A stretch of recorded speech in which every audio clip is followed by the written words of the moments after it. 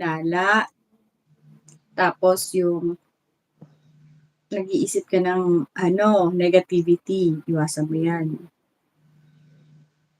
Kasi, di ba, busy kang tao, di ba, workaholic.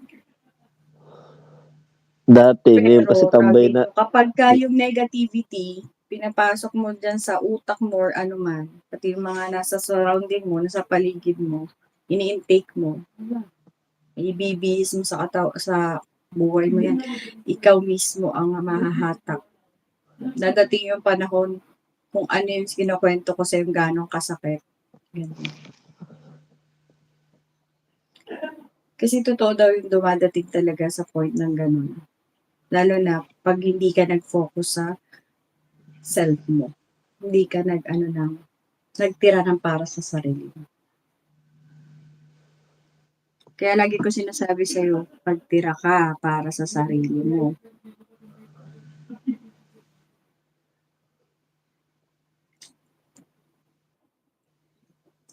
Pag-aralan mong magpahinga. Alam mo ba dati ang tulog ko 2 hours, 3 hours, mataas na yun. Kasi masyado akong crave na matapos agad yung target ko.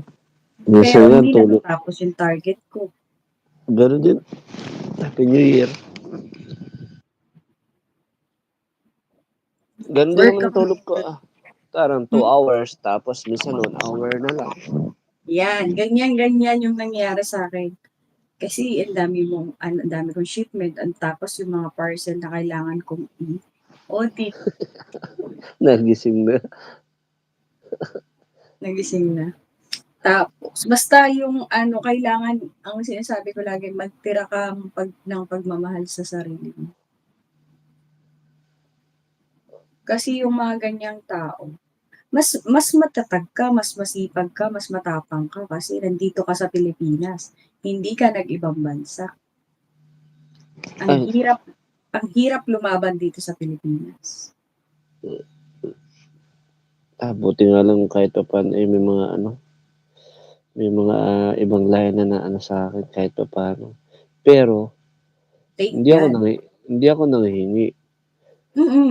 Ganun talaga. Ganun naman yung Nakakagulat na lang na may dumadating sa akin na blessing. Yes. Especially pag lalo ako itong mga ako yung minamaliit.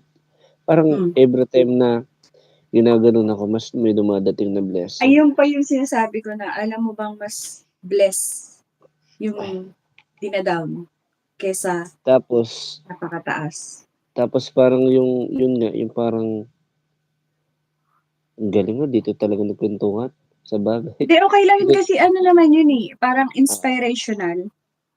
And naman din, parang good diba, for sharing yung ganon. Parang yung nararamdaman mo na mga negative, parang gusto mo mag-react, pero parang wag na lang kasi okay naman na hindi. Ganon. Na ka sa Facebook din, nakalagay din, 30 ka na, hayaan mo na. Ay, magsitulog naman kayo. Sabi ko sa'yo, diba? Sabi ko sa'yo, diba? Sabi, gising na.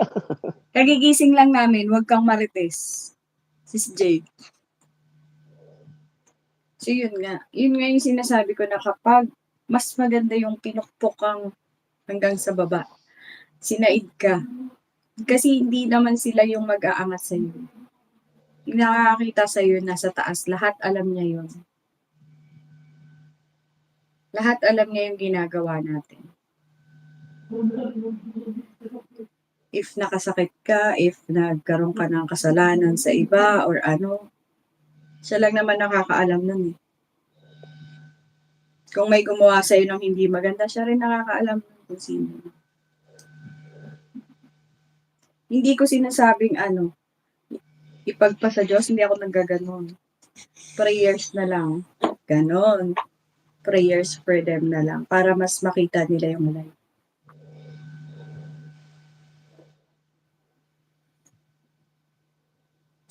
Marites Jade. Wow. Bakit? May chat? Hindi. Umano? Marites.